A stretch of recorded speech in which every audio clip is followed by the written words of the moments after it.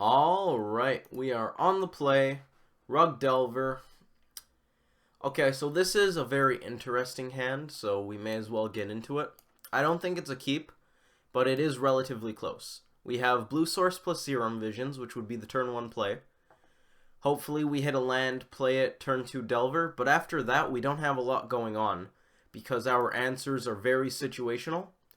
And we do have threats, but they're not going to line up well against some hardcore aggro, which I'm very wary of when keeping a hand like that, because if we don't hit a very good land, we'll get run over. This hand is great. I mean, great for a 6. I should specify. We're going to keep the Bolt. It'll flip Delver. Turn 1 Delver. Throw in a shoal, probably pitching one of the denials.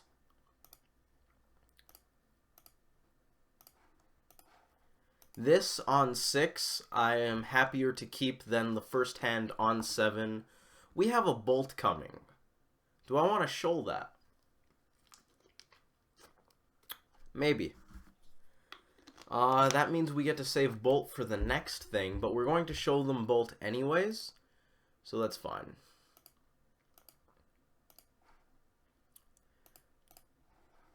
Against a Birds of Paradise deck, that first hand would have been awful. I technically should have attacked first, just in case they're inclined to trade their bird, because then we save our Bolt. But, Oh.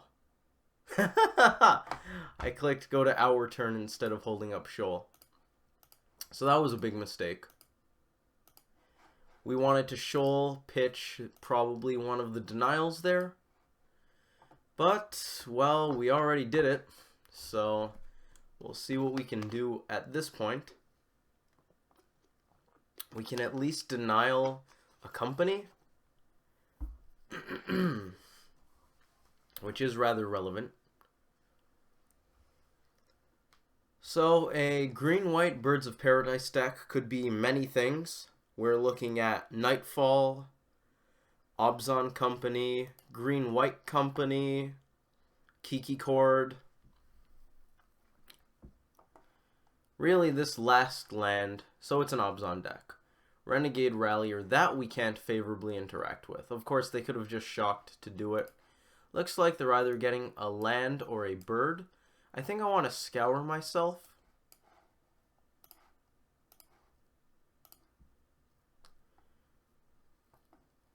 I can shock to hold up interaction, but I don't really want to interact with this play.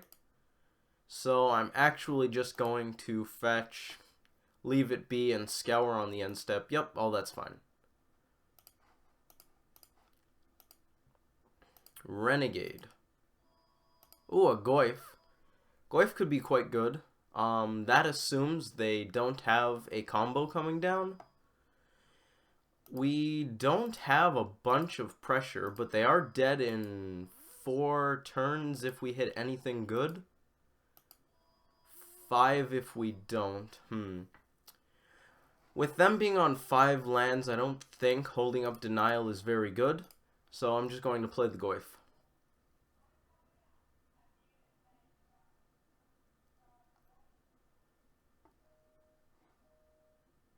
Oh, Eldritch Evolution. Still couldn't denial it, so that's okay. We also can't shoal it. They can get up to a 3-drop with this, since they sacked the bird.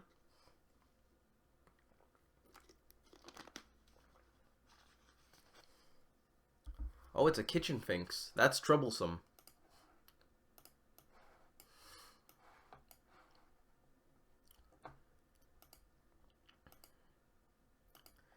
Mana Leak would have been very good last turn. I believe I actually just want to attack with both of these, because if they double block Goyf to deal with it, at least we axe off one of their guys. And I would quite like to race. I believe we just take out the Rallier, since the Finks will come back.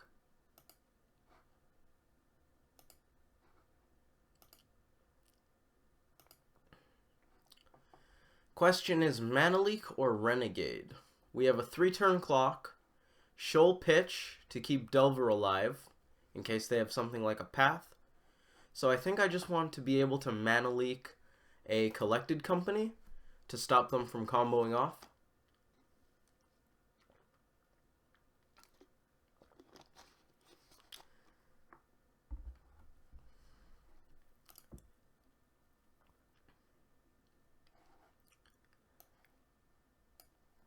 If they resolve Witness, they get back Rallier, they get a bunch of bodies. So I believe we just have to counter that. Oh, Fatal Push. Disrupting Shoal doing its work. So our opponent is in top deck mode. That's something I like.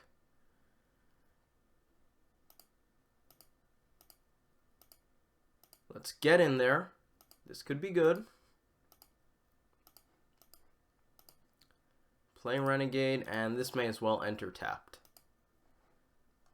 It's unlikely Denial does anything, but path, that'll do. I may as well get a second green source.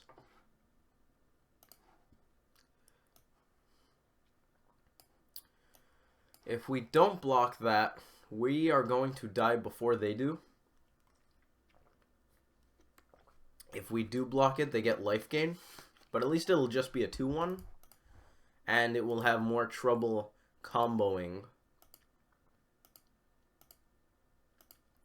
Misty's bad, but I'm going to play it anyways to thin the deck. We haven't seen a sorcery yet, so Traverse isn't great. Vizier. Okay, so it is the Abzan Company deck with Devoted Druid combo. Let's get a Stomping Ground because we may as well. Okay, Tarfire, that's good. We're going to go to their turn to see what they have, because I'm not sure which of these I actually want to kill. I'm inclined to say it's the Finks, since the Vizier needs some more specific conditions to combo.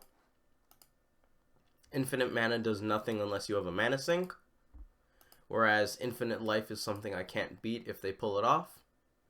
Duskwatch Recruiter. Well, that's the mana sink they would need. But this is a Goyf.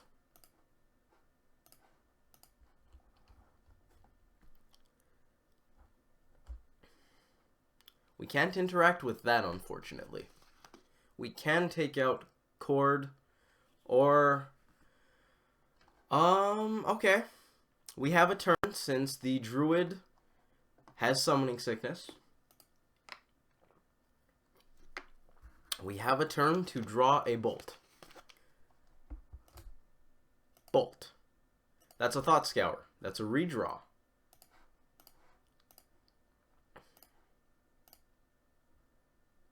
That's a Mana Leak. Technically, they could make enough mana to pay for Mana Leak. I do believe I'm going to attack. So Duskwatch Recruiter, we can't interact with. That gives them infinite looks at a Walking Ballista. They get a Walking Ballista, they put infinite mana into it, they shoot us infinite times. They even have the combo with Renegade Rallier and Safi Eric's Daughter. So this is just like a full-on Abzan combos deck.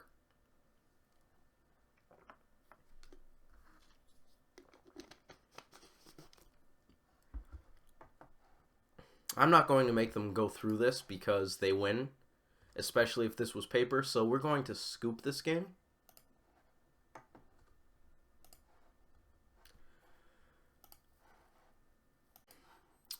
So, I'm getting a couple of phone calls. This is going to be a little fragmented, but this is, I think, how you sideboard here.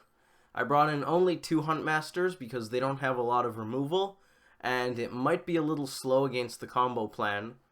Disrupting Shoal seems pretty good, so I tried keeping enough blue. I cut Renegade because it's not great here. I think cutting 1 mandrills is pretty free. Simic Charm is kind of for interaction. Took out a few Thought Scours. We're looking to interact early. I don't know if Explosives is good because it's kind of slow, and they have a lot of varying costs. Blood Moon seems bad. I don't really want Vapor Snag, and I don't want to go for the Artifact Enchantment Hate.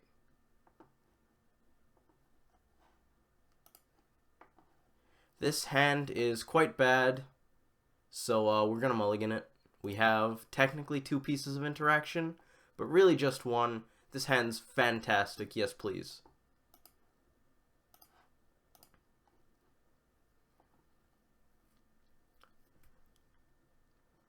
Them not having a turn 1 mana dork is excellent, because I get to do this with no drawbacks. I kind of just want to slam my Tarmogoyf, especially since they don't have lightning bolts. Blood Moon isn't really a consideration, so I might get Steam Vent's Breeding Pool. But our life total is somewhat of a consideration if they don't have any combos.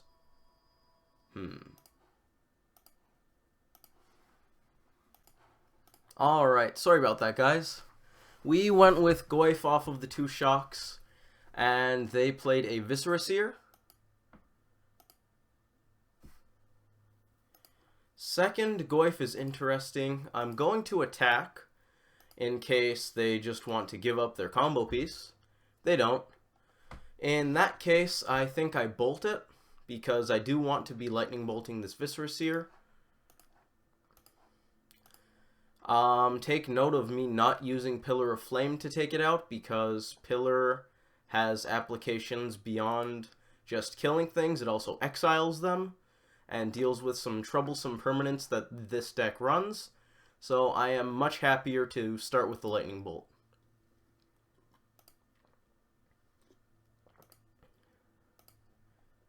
I don't know if I want to hold up Spell Snare. I could have started on Visions for an extra point of damage, which makes me pretty unhappy for not doing that. They do have a lot of 2s I'd like to counter, but if they had most of those 2s, I imagine I would have seen one on that turn. So I think I'm just going to suck it up and play the Visions post-combat. Disrupting Shoal's pretty good. Dismember's good. I like Misty too. Being able to go Goyf plus Disruption seems excellent. If we don't need that bit of disruption, then we could always draw Dismember. I would be pretty happy to see a Kitchen Finks here, because then we pillar it. Rallier is also pretty good.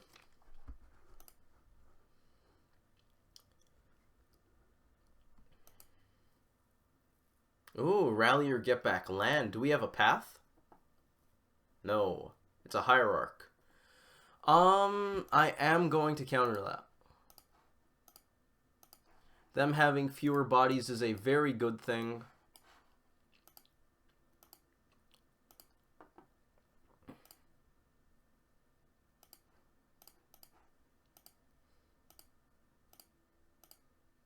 Let's get the Goyf beatdown going.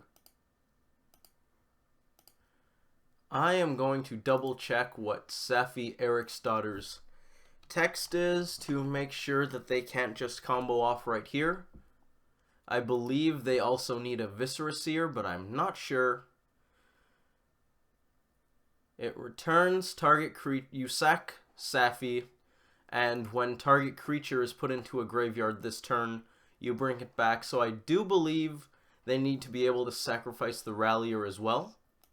So we're not going to burn the Pillar of Flame on the chance of them having Safi plus Viscera Seer here. Pillar of Flame is pretty good. Using it also means we have to get rid of the Dismember on top of our deck. So I think I want to hold for now.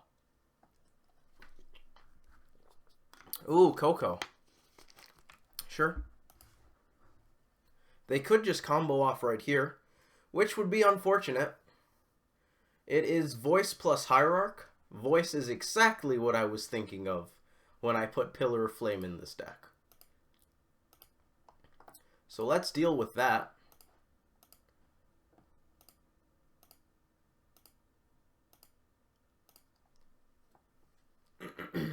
Having a clean answer to voice is extremely nice. I'm a little scared of them not blocking. I wouldn't be super comfortable going to 1 if I were them, although they do have chumps, so I guess they could delay the game if they had to.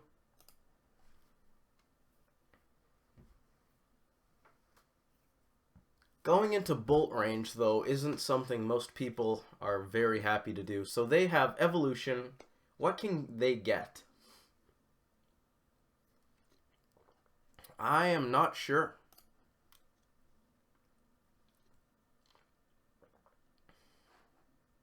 Witness get back company, go for it again. I think that's their play.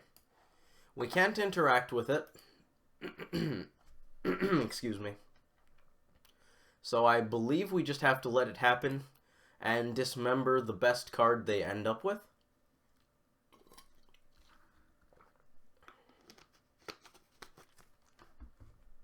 I'll fetch, because if we draw a lightning bolt, we win the game. I could get a second green source, but we may as well have the second red as well. Basic island, so let's get in there. We're not winning by not attacking. I believe that's fine. They get a token, which is annoying. They won't get more tokens from an instant speed dismember, though. So we can still disrupt any combos they have at instant speed. We don't really need the island, so we may as well bluff with it.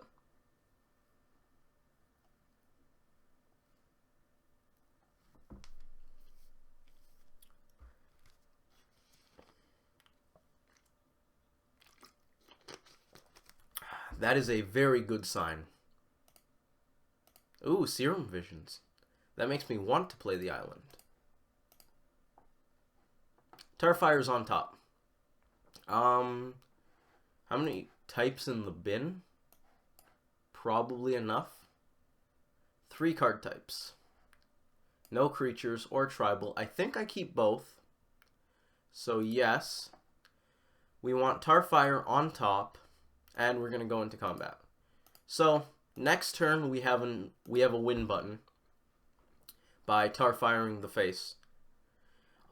If they land a Kitchen Finks, we can Starfire, Traverse, Snap, do it again.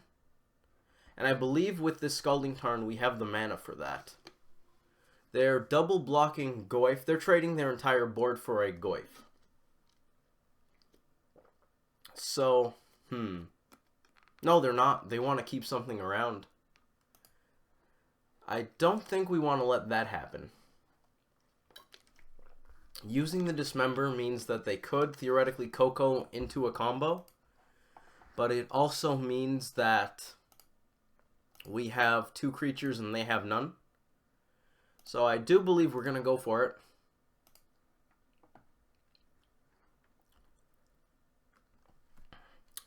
Wiping the board with a Starfire on top feels pretty good. Here's a Coco. They can't make infinite mana. The third card, or I guess the other card in their hand, is going to determine whether or not they can win this turn, or if they die. Also, technically, what they get off of Coco, because if the Coco's garbage, the card in hand won't save them.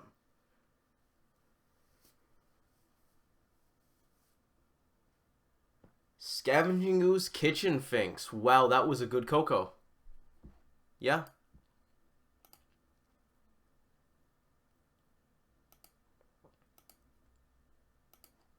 So, they can't eat enough creatures to shrink the Goyfs, but they can make Skoos a 4/4. They need to block separately anyways, so I don't think there's a disadvantage to just getting in there with both. If they have a path, we could be in trouble. But if they had a path, we were in trouble a long time ago. So I'm not really concerned with them having a path. They are going for it. I would want to kill the Scavenging Goose primarily. Oh, maybe they can shrink one of the other card types? They're growing... Oh, they're growing Scoos to gain life. That works because we can Tarfire them since they can't gain enough.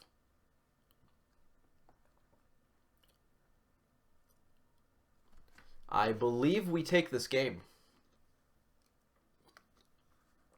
They only wanted to gain 1 life? Yes. Maybe they forgot that Kitchen Finks wouldn't happen before they went to 0? I don't know. On the bright side, we had Tarfire followed by Traverse Snap something as long as Scoos died. So I think that game was pretty wrapped up for us. The question is, what do we do at this point? I think I'll cut a Mana Leak since we're going to be on the draw.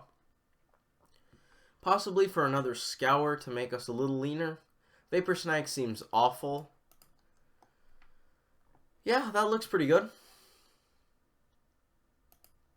I think I like it. This hand is also quite nice.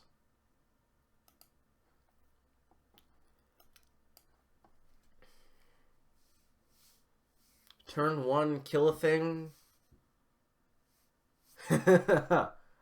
Our opponent doesn't like having 1-landers. Birds of Paradise is fine. The question is, do I want Pseudo Searing Blaze or do I just bolt it? I think we just bolt it. It's unfortunate that we won't be able to Spell Snare after taking this out, but I think it's pretty likely that if we don't take out the bird, they just slam a 3-drop. Oh, wow. Oh, my. Okay, so we're just going to kill a bunch of Mana Dorks. I almost want to leave Spell Snare up. Leaving Spell Snare up seems like a good idea instead of going for the Visions, because it will allow us to deal with pretty much anything good they could have. And then next turn we can Goif plus something. Wow, Birds of Paradise. Holy Mana Dorks. We'll fetch. Stomping Ground tap. We're not playing Blood Moon. Oh, I don't think I mentioned it after sideboarding. I don't really like Blood Moon here. I think it's a little too slow. I'm considering Pyroclasm, but I think I want a Pyroclasm next turn. So we're going to let them play a thing, and then we're going to Pyroclasm. Leaving one of these on top means we could Huntmaster, which seems really good. But that means we're not Pyroclasming, but that means we have the option. And I like having options. So we'll do that.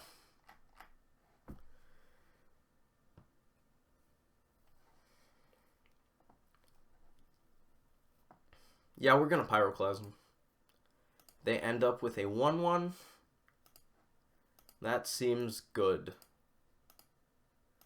So, unfortunately for our opponent, they had a land that relied very heavily on Mana Dorks, and we happen to have multiple answers to Mana Dorks. Pyroclasm won't take out Goif, so that's fine. And end step. We can Thought Scour plus Spell Snare. Not super relevant unless they have a second land. They don't. Unfortunately for our opponent, I think this is going to be a bit of a clean sweep. Oh my. Do I even want to play Huntmaster? We have 4 card types. So we have Traverse Snap Bolt. We have Goif. I think we're going to go with Goif. I'm not really scared of what the opponent's doing, given that we can Spell Snare, Traverse Snap Bolt, and we have a really good clock. Oh, I should have actually traversed here.